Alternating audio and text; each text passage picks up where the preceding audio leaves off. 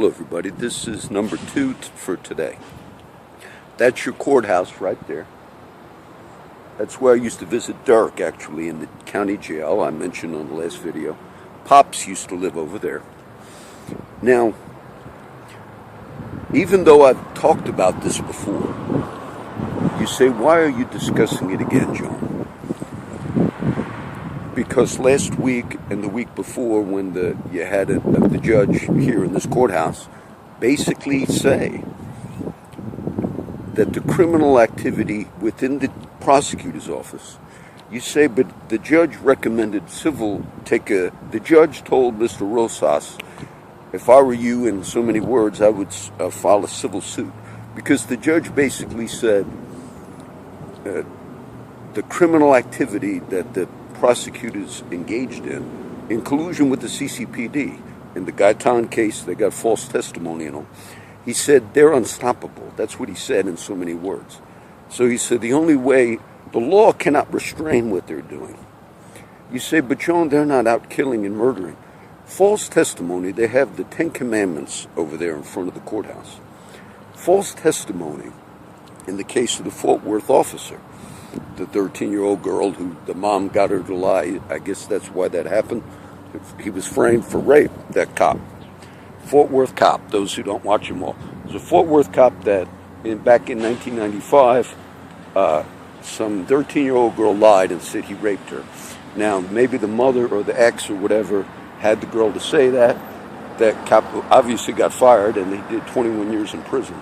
And the 13-year-old girl, who is now 30, for the last few years, was trying to clear the record and basically say, look, I lied about that when I was 13, but they didn't want to clear the record. Oftentimes, they'll tell that person, the girl that's 13 who's now 30, they'll say, if you try to go forward now after this cop has been in prison for 21 years wrongly, we can charge you. They'll tell the girl, we can charge you with lying under oath and so forth, and we can put you in prison, because they don't want to correct it. Okay, that's what I mentioned on the other video. So then you had a history here. They just released the documentary that they did on the Hannah Overton case, where in that case Mark Skirka also had prosecutors in his own office come out publicly and say, no, we did wrong, we lied, we used false. And it went all the way to the governor's desk, and finally the higher court had to overturn it. She did 7 years in prison for her son, stepchild, Andrew Bird, who she was trying to adopt, died under her care. Well, this case made it famous, and they just did a big documentary on it. But what the thing in that case was, again, Mark Skirka and even his own prosecutors in his office, 2 ladies, came out later and said, no, we did wrong, we lied. Then they got retaliated against by Mark Skirka. He did that with Rita Cobley. All of this is criminal, but Judge Williams obviously can't press criminal charges against the DA because he's immune. But that's all criminal, okay? All of that is criminal. All of that is wrong. Now, when you have the problem, there's the Catholic Church I went to, I think, last week or the week before.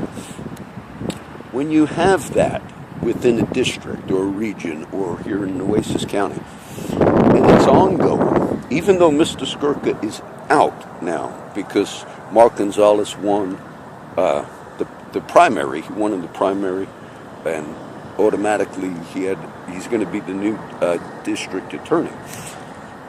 But when Mr. Skirka, I guess he believes he's now out and that's it, and he figured he'd go out with a bang because Judge Williams, Guy Williams, said you withheld 22 pieces of evidence, not one, that you knew Mr. Rosas was innocent, but you figured you'd overcharge and charge him with 7 counts of attempted capital murder. So what does that mean to you that think you might relocate to Corpus Christi? Besides all the water problems that people now are questioning whether they should do business here. What that shows you is in this part of the country, you have an element of corruption. It exceeds where I grew up. New Jersey is kind of famous for mafia and all that. The counties I mentioned earlier in Hudson and Bergen, they do not rank. Nueces County is considered number 2 in corruption within the courts, within that building, number 2. Dade County, Florida is ranked number 1 for corruption in the U.S. These are counties. You say, so how do we fix that? The judge himself, Guy Williams, he seemed to be unable to, he says, we cannot restrain them from what they do here. Crime in that sense, the execution of Jesus, just from the judicial look, was a manipulation of the system. And finally there was enough pressure put on Pilate, we want him dead. That was wrong, okay? That was manipulation. That was sinful. But it showed, Jesus made the statement, if something like this can happen in a green tree, what will happen in a dry tree? That's hard to interpret, but that statement basically means if this can happen when you have human government still in charge, which was a Roman government, Roman Empire, what will happen when there's anarchy or no government? We see recently there's a couple of more terror things that took place, and you have that video, shocking video of in Turkey. There was like a Turkish security person who shot and killed the ambassador of Russia in Turkey, and then yelled the radical Allah Akbar statements and soldier of ISIS or whatever. But it showed, of course, all of that's wrong, but it showed what can happen when there's a level of corruption, or even in that case, a deceived ideology, and that man was an officer that killed that Russian ambassador, Turkish, in Turkey. I think that nothing really here has been fixed, okay? Nothing really here has been fixed. The headquarters for the police department is down the street there, which I went to, actually did those videos, trying to show how you cannot get a hold of an officer by going to the police station in Corpus Christi, Texas. All of that is considered also criminal. False testimony, lying, collusion, judges having to say, our hands are tied. In the DA's office, we cannot stop what they do. And when Skirka is out, I saw, on the local news a few weeks ago, they had Mark Skirka and the chief, the police chief, Markle. And they were like buddies, you know. I don't trust any of them, only because you not only have seen like complaints from citizens, you've seen the judges in the local Kohler Times, which is also located down the street. The local Kohler Times realizes that they're doing all types of illegal stuff right here. And the Kohler Times, actually, when they wanted to do the report, I didn't see any of the local media, except the Kohler Times, show what they did in the Rosas case. And of course, they called the DA's office, and he doesn't respond. It would be like if you have a criminal, and you call in a criminal. We would like to interview about your criminal activity. No. But what's the difference, John? This man has used the power of something that's supposed to be justice, and he's used it for injustice. You say, but how is that unjust?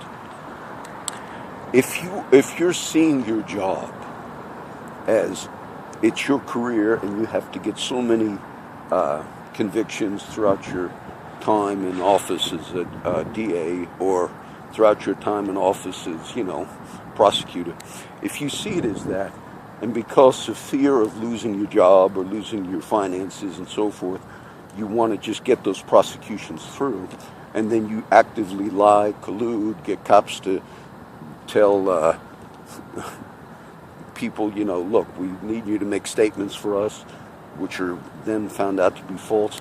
All of that is being done because of the fear of I might lose my income, my job, I might not be the DA anymore. But that's all criminal. There's really nothing any different than the drug dealer. This is downtown, so you got drug problems over here, down in this area. Albon's up and down the street. That's nothing different than breaking the law because of fear of loss of income, so you deal drugs. Or breaking the law because you have no money and you're an addict and you rob the credit union. It's really no different. And I understand that the average minister or person, when they see there are good law enforcement, there are good DAs, and there are good prosecutors. But this region, this courthouse, and this whole system here is not ranked number 2 corrupt for no reason in the United States. Because it's open. The papers report on it.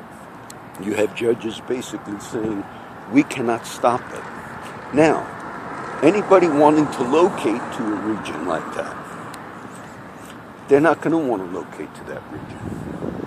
My friend who almost had his property repossessed because of a $2,200 fine for high grass, and then had to go down and challenge, and even though he had cancer, they said it don't make a difference to us. It's only because he then said he was going to call a jury. Look, over high grass, the loss of getting your home repossessed, that's not the first time. That's happened in Corpus Christi. And then he was going to call a jury. He was going to represent himself at first, and then he got a lawyer. I helped him out, took him to the lawyer to represent him. And then finally when he went down again and said, look, I'm going to do a jury on it because I can't pay $2,200, then they were going to agree to, okay, just pay us $200. He didn't even have that. So no, I'm going to do the jury trial. We decided to drop it. And you know what they said in the letter to him? They said, we dropped it because we took into consideration your health reasons that you had cancer. But they didn't say that when he initially told him that. He says, we might have health problems. I got health problems. He didn't initially say that. He said it later. Hi. I'm making a video. I'm with Corpus Christi Outreach Ministries, and I do videos for public interest. I also do ministry. I'll give you my card here if you want it. No, it's all right, sir. I was Okay. just wondering what you're doing out here. I'm doing a video. I'll give you the card. I don't want the card, it's okay. Okay. I do videos. It's Christian ministry. See? Constable. It's a public parking.